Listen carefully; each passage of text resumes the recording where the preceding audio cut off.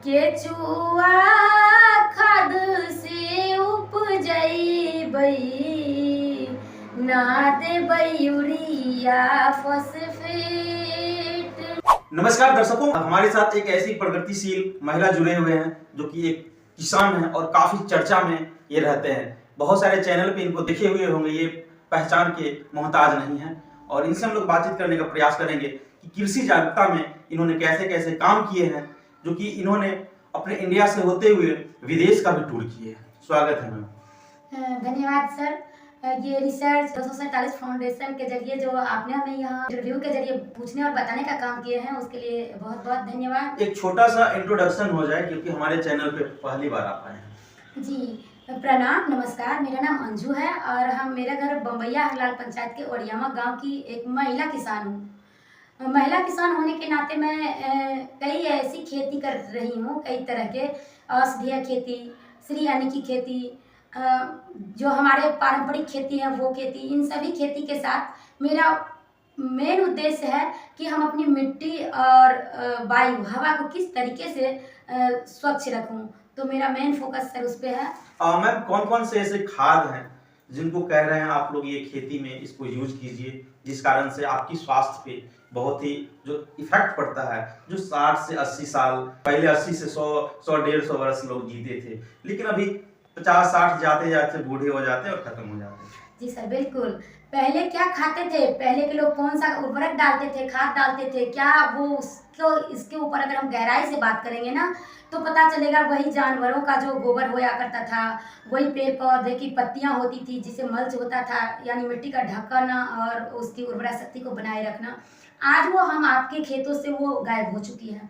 हम आप कंपनी पे आश्रित हो गए हैं, कंपनी वाले बीज, कंपनी वाले दवा, कंपनी वाले खाद, इन सारी चीज़ों का उपयोग कर रहे हैं, जिसका वजह है कि कम उम्र में ही लोग कई तरह की बीमारियों से ग्रसित होते जा रहे हैं। वो कौन से खाद यूज करें जो फिर से वो 80, 100, 150 साल वो जिए? वो कौन से खाद पे, कौन से उर्वरक जो खाद है उन पे आप कार्य कर रहे हैं? सर मैं तो अपना जो कर रही हूँ वही अभी बताऊंगी, क्योंकि मुझे जो अनुभव मिला है खेती के क्षेत्र में मैं वही साझा करूंगी। क्योंकि मैं गाय भैंस गोबर यानी जितने भी जैविक खाद होते हैं तो उसको मैं केचुआ खाद बना के, वो पेस्टिसाइड जैसे जीवामृत हुआ, अमृत पानी हुआ, इस अमृत मटका हुआ, मटका खाद हुआ, फिश अमीनो एसिड हुआ, ये सारे खाद को बना के मैं अपने खेतों में डाल रही हूँ अभी, और मैं उससे खेती कर रही हूँ ताकि हमारा आय और हमारे स्वास्थ्य के ऊपर होने वाले जितने भी ये उर्वरक के बारे में आप बताएं, ये सभी आप अपनी खुद से बनाते हैं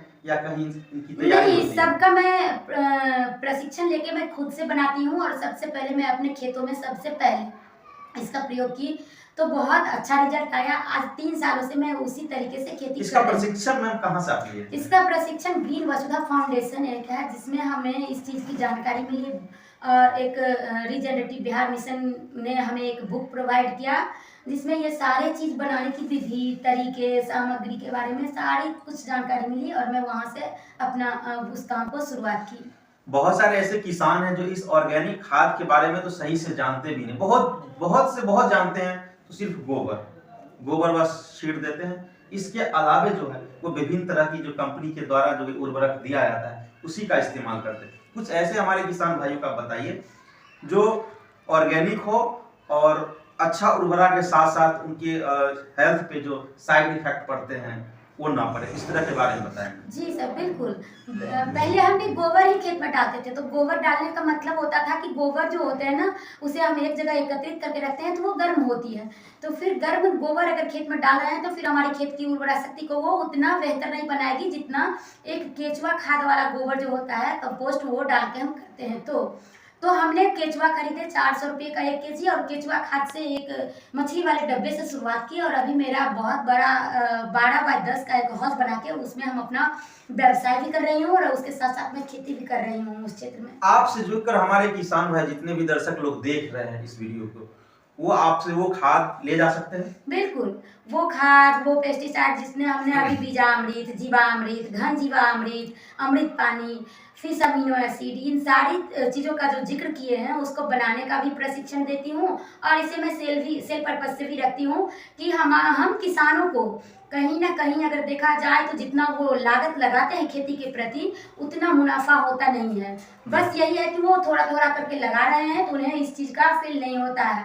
अगर वो जोड़ के देखेंगे तो वो कहीं ना कहीं घाटे में जा रहे हैं। बिल्कुल, आपसे जुड़ करके वो प्रशिक्षण भी ले सकते हैं। बिल्कुल खाद तो ले ही सकते हैं, साथ ही साथ जानकारी के लिए प्रशिक्षण भी ले सकते हैं। बिल्कुल। कितने दिनों का वो ट्रेनिंग होगी आपके द्वारा? वो ट्रेनिंग हम शॉर्ट टर्म यानी 2 दिनों का भी रख सकते हैं ताकि हम दिखाएं लोगों को कि एक दिन की प्रक्रिया में क्या क्या सामग्री की जरूरत होती है और दूसरे दिन हम उसको कैसे बनाते हैं। तो अगर इस तरीके से हम किसानों को और भी समुदाय में, स्कूल में बच्चे को, अपने घरों में आसपास सबको अगर ये बताने का काम करती हूँ तो एक तो इसे ज्ञान का कहा जाए भंडार, लेकिन हम ज्ञान देने का काम नहीं करते हैं। हम जो अपने खुद कर रहे हैं ना अपने अनुभवों से, मैं उस पर बात करती हूँ हमेशा। बिल्कुल बिल्कुल। तो दोस्तों, मैम से निश्चित ही जुड़े और जो खाद के बारे में मैम बताए इस पे निश्चित ही हम सभी को अमल करने की जरूरत है। जितने भी किसान भाई हैं, ऐसे पूरे भारत देश कृषि प्रधान देश तो है ही, लेकिन जो उर्वरक का यूज हम लोग को करना चाहिए उससे कहीं ना कहीं हम लोग भटक रहे हैं। लेकिन अगर निश्चित ही उस उर्वरक खाद को अगर फिर से हम लोग यूज करेंगे तो कम से कम 80 और 100 साल जिस तरह से हम लोग जीते हैं, जीना चाहिए उस तरह से जिएंगे। और मैम उसी कृषि जागरूकता को लेकर के हमारे साथ हमारे स्टूडियो में आए हुए थे और इनसे और भी जानकारी लेना चाहेंगे जो इसी कृषि जागरूकता के लिए अभियान को लेकर के फॉरेन टूर भी किया। और मैम पता चला है जो आप फॉरेन भी गए थे, थोड़ा बताइए हमारे सर, मैं ये बात तो कह नहीं सकती हूँ क्योंकि वो सोशल मीडिया पे मैं कभी कभी साझा करते रहती हूँ। तो फॉरेन गई थी मैं, फ्रांस गई थी, फ्रांस पेरिस गई थी। वो किसानों का समस्या क्या है, खेत से प्लेट तक कैसे आएगी, बीज का समस्या क्या है। और ये जो फॉरेन जो गए थे किस सिलसिले में? वो किसान स्वराज सम्मेलन एक था बहुत बड़ा, 60 और अन्य अंतरराष्ट्रीय देशों के साथ एक सेमिनार था किसानों का। अपने कंट्री से कितने व्यक्ति गए थे? अपने पूरे भारत की मैं बात करूं तो मैं अकेली थी। मेरे साथ एक और सर गए थे जो बीमार हो जाने की वजह से वो वापस घर आ गए और मैं अकेली 15 दिन तक वहाँ रुकी रही। बहुत कुछ सीखे और बहुत अच्छा लगा। मुझे वहाँ ऑफर भी मिला था काम करने का, जिसको मैंने नहीं करके मैं वापस अपनी भारत की ओर आ गई। बिल्कुल बिल्कुल। कहा जाता है ना कि जॉब करेंगे तो सिर्फ अपने परिवार को भरण पोषण करेंगे और बिजनेस करेंगे तो 100, 200, 2000 लोग को। उसी तरह इन्होंने अपने जॉब करते तो सिर्फ फ्रांस के लिए वर्क करते, लेकिन ये पूरा भारत के लिए आज सोचे हैं और इनकी ये मुहिम जारी है। आप गीत के माध्यम से भी कृषि जागरूकता में बहुत ही अच्छे अहम भूमिका निभा रहे हैं। तो वो कौन ऐसे गीत है जिसके जरिए हमारे किसान भाई को आप समझाते हैं? बिल्कुल, तो मैं ना किसान से संबंधित और एक पोषण वाटिका से संबंधित गीत बनाई थी। वो छठ धुन पे था। थोड़ा गुनगुनाइए, हमारे किसान भाई सुनेंगे। जी, वो छठ धुन पे है, मैं 2-4 लाइनें गाती हूँ। पोषण बगीचा हमहु लगइबै, रहबै हमहु निरो, रहबै हमहु निरो।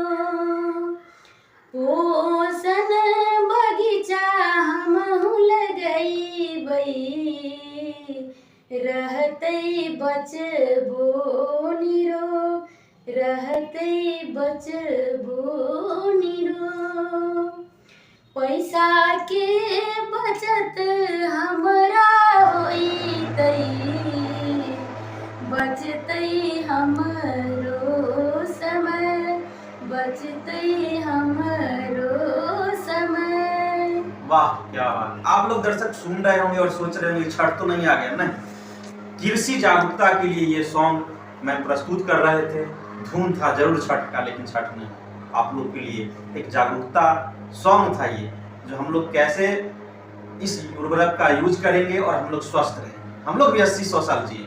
मैंने इस लाइन में कई कंटेंट जोड़े हैं ऐसे कि किस चीज से उपजाएंगे हम उस पोषण वाटिका में डालेंगे, ये बात कौन कौन मान सकते हैं और यह किसका राष्ट्रीय पोषण मिशन का एक निर्देश है। तो मैंने उस लाइन को भी इसमें सजाए हैं। बिल्कुल जो केचुआ खाद से उपजइबै, ना देबै यूरिया फॉस्फेट, ना देबै यूरिया फॉस्फेट। Regenerative mission